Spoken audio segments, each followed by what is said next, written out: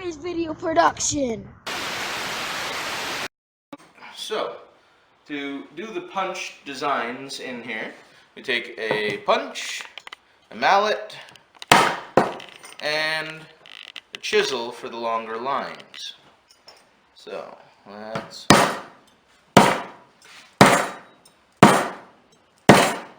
Bang. Bang. There we go. Okay, we have a pretty little flower design.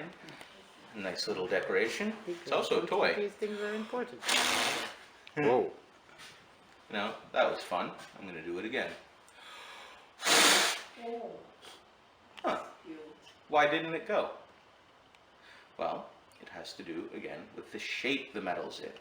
So you see this side, very sharp, ridged. Excuse me, do that again. Of course.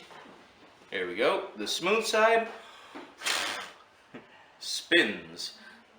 So, and then the bumpy side stays still.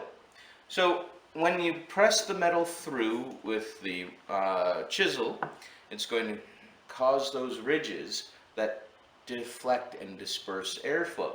Sort of the difference between the straight slide and the curved slide at a playground. So, same thing happening over here. The bumps on the outside disrupt the airflow. And that's why you couldn't blow that out. Sort of a neat little thing, isn't it? So that's the smooth side or the rough side? This is the rough side. All right. You can see the smooth side on the interior. Ah. Yeah. Them say technology world, no hands-on training anymore. This is right. Yeah, Yeah. but it's the People hand. have always been just as smart as us, as long as we've been human beings. So, yeah, there's all sorts of things in here to talk about. Do you have questions about anything in particular? These pieces, what the oldest piece that you probably can recall in this facility right now?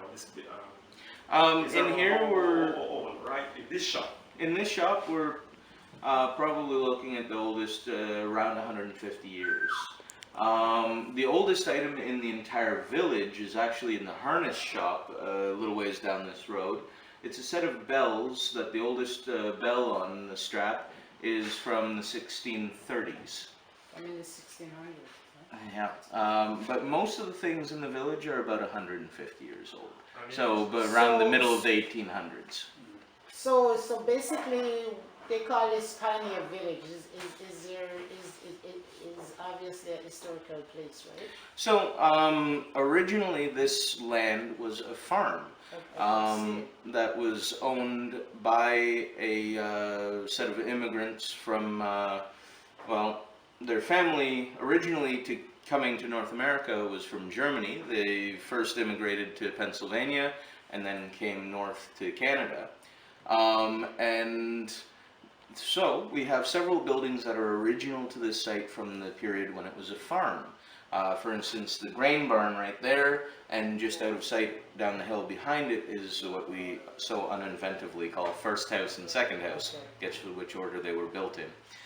But the rest of these buildings have been moved here and are of the same age. So all from that era. From that time.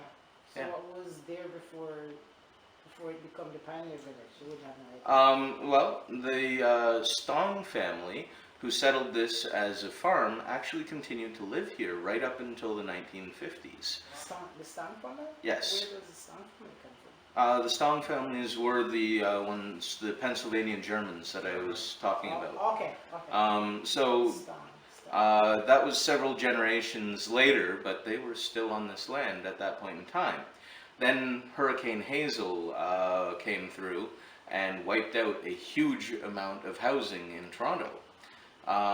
It's very unusual for a hurricane to show up here, of course, but it happens. That's why I came here. I'm running from hurricane, man. Well, the last time that there was a hurricane here was in 1954, I believe. So you should be okay. So I have a question for you. So your descendants, where your descendants come from? Well, my family has come from mostly the British Isles over time. So A lot of my family background is Scottish and English. CVP! Carefree Video Production.